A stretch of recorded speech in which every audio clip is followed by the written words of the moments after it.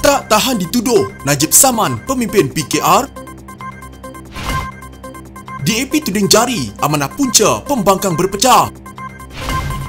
Warisan tolak Pakatan Harapan, dakwa Pakatan Harapan ditolak rakyat.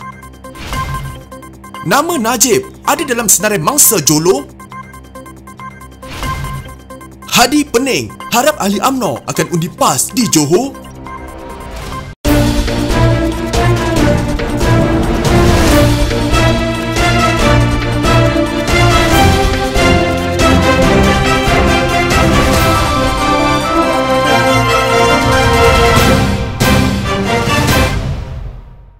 Najib Razak mengarahkan peguamnya memulakan saman fitnah terhadap Ketua Penerangan PKR Syamsul Iskandar Mohamed Akin kerana mendakwa beliau mencuri 2.6 bilion ringgit dana 1MDB untuk menampung gaya hidupnya. Ketika menafikan dakwaan itu, bekas Perdana Menteri itu dalam catatan Facebooknya berkata beliau tidak didakwa menyeleweng dana, sebaliknya dituduh atas pengubahan wang. Mereka tidak akan mengaku setelah dakwa bahawa AMLA dan bukan mencuri maupun merompak sebagaimana pemimpin mereka dalam kes terowong dan dana tersebut telah dipulangkan kepada penghantar. Katanya merujuk AMLA sebagai Akta Pencegahan Pengubahan Wang Haram, Pencegahan Pembiayaan Keganasan dan hasil daripada aktiviti haram 2001. Najib berkata beliau didakwa dengan 7 pertuduhan pengubahan wang haram kerana memulangkan dana itu kepada penghantarnya 4 bulan selepas dimasukkan ke akaunnya. Jadi bagaimana pula saya simpan 2.6 bilion ringgit untuk tampung gaya hidup saya? Soalnya memandangkan beliau sudah memulangkan wang itu. Ini yang tidak akan diakui oleh mana-mana pemimpin dari geng sebelah sana,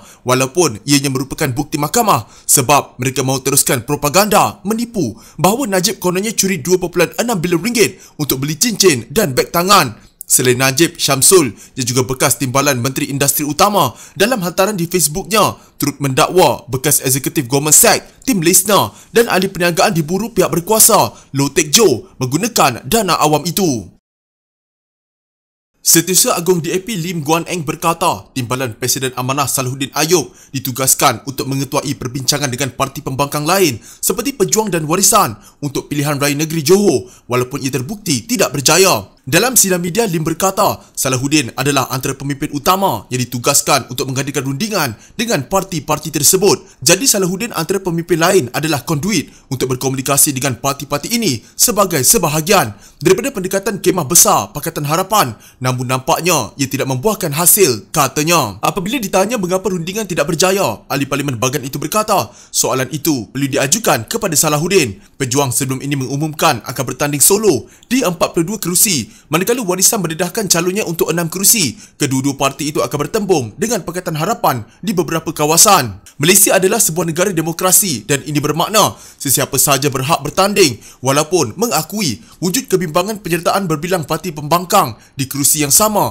akan memecahkan undi mereka dan menguntungkan pihak lawan. Walaupun Warisan berasal dari Sabah, mereka rakyat Malaysia, jadi mereka boleh datang ke Semenanjung untuk bertanding, katanya. Kami serah kepada rakyat Johor untuk memutuskan sama ada parti itu berbaloi disokong dan jika mereka secara konsisten memperjuangkan hak pengundi atau mereka hanya datang semasa pilihan raya. Biar rakyat lihat sama ada ini untuk menguatkan pembangkang atau Barisan Nasional dan Perikatan Nasional, katanya lagi. Lim juga membidas Najib Razak atas lawatannya baru-baru ini ke Sekolah Menengah Fun Yu di Johor Bahru dengan memberitahu bekas Perdana Menteri itu agar tidak mempolitikkan pendidikan atau cuba memancing undi di sekolah. Kata beliau, Pakatan Harapan boleh saja membangga-banggakan apa yang dilakukannya untuk sekolah di seluruh negara semasa menguasai Putrajaya, tetapi kami tidak berbuat demikian kerana langkah itu tidak beretika. Pendidikan dan politik mesti dipisahkan. Apa sahaja yang dilakukannya untuk sekolah adalah tanggungjawabnya sebagai Menteri Pendidikan pada masa itu, kata Lim.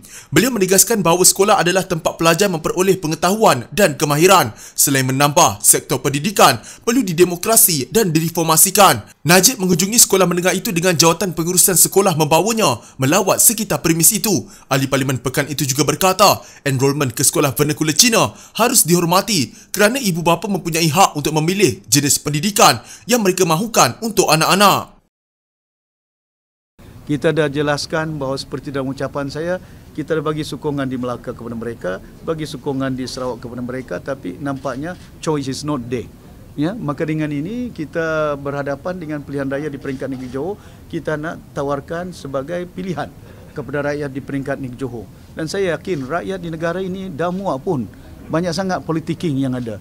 kita perlu banyakkan amalan kita, berhikmat, ya.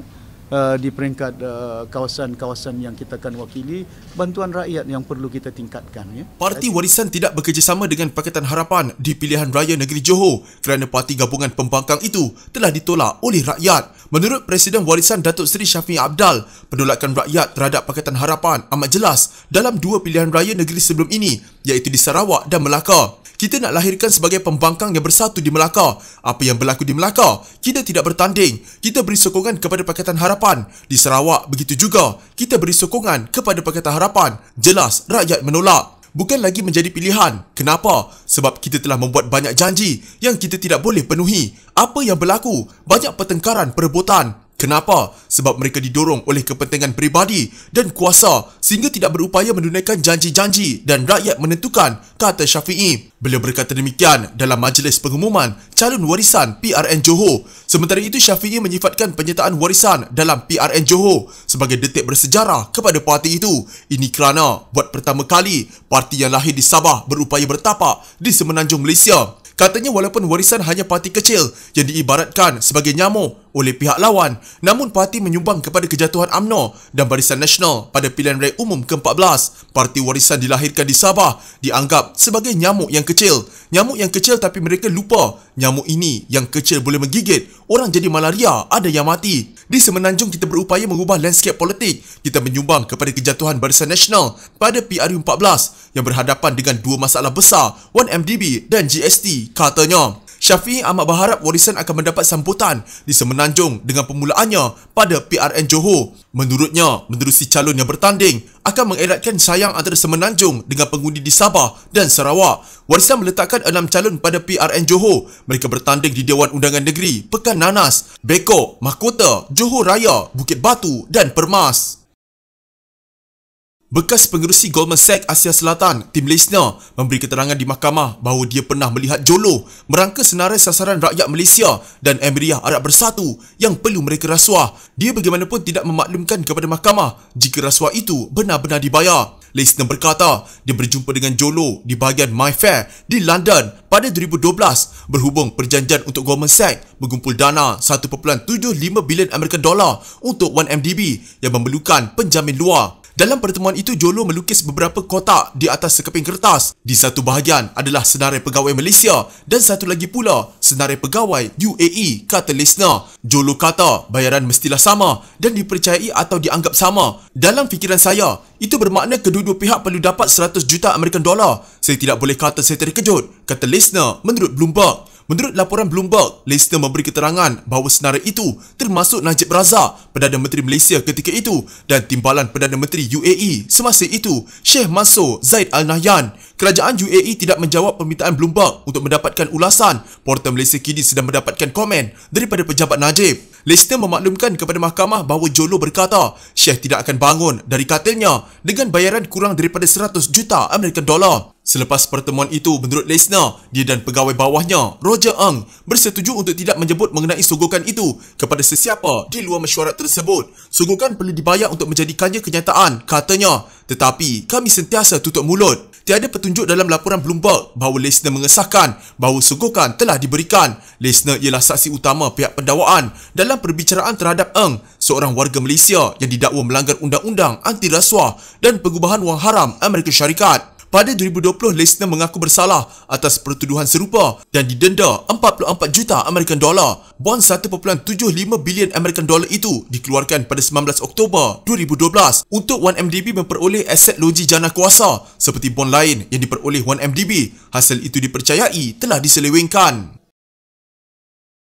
PAS menjangkakan parti itu dan Perikatan Nasional akan mendapat sokongan daripada ahli tertentu dalam UMNO Johor. Presidennya Abdul Hadi Awang berkata, pengundi tersebut terdiri daripada ahli dan penyokong UMNO yang memprotes kepimpinan parti sekarang serta mereka yang mesra dengan PAS. Kata ahli parlimen Marang itu lagi, PAS memang bergantung pada segmen pengundi tersebut serta beberapa segmen lain dalam PRN yang akan berlangsung 12 Mac ini. Kita lihat, undi kita bergantung kepada mereka. Yang pertamanya ialah pengundi UMNO yang mesra kita. Kedua, UMNO yang protes terhadap pimpinan dia. Dan ketiga, mereka yang tidak lagi mengundi Pakatan Harapan kerana berasa ditipu dalam pilihan raya umum lalu, katanya di Rusila seperti dilaporkan Sinar Harian. Kenyataan Abdul Hadi itu dibuat selang sehari selepas Mursyidul Ampas Hashim Jassin menyeru pemimpin parti itu dan UMNO berhenti menyerang sesama sendiri untuk PRN Johor ini. Hashim berkata dia berharap semangat muafakat nasional yang terbina sebelum ini dipertahankan demi kepentingan ummah pada masa hadapan. Fikir panjang, kita ke hadapan, kita perlu berpadu. Kalau ada sedikit terluka, kita lupakan,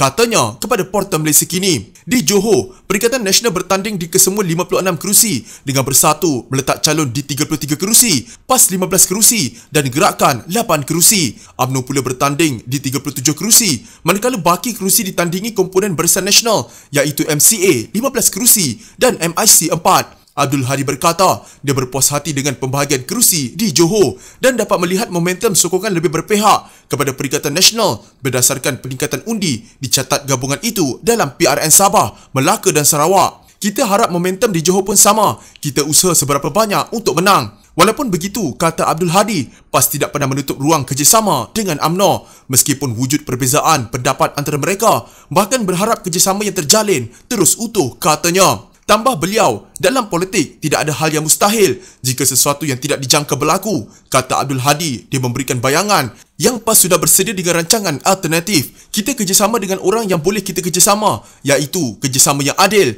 kerjasama yang baik dan tema kita ialah memilih wakil rakyat yang bersih daripada rasuah dan salah laku. Kita mengajak kepada perpaduan ummah dan harap begitu kerjasama PAS dan UMNO berlarutan sehingga PRU. Kalau berlaku sebaliknya, ada tindakan lain, katanya seperti dilaporkan Harian Metro.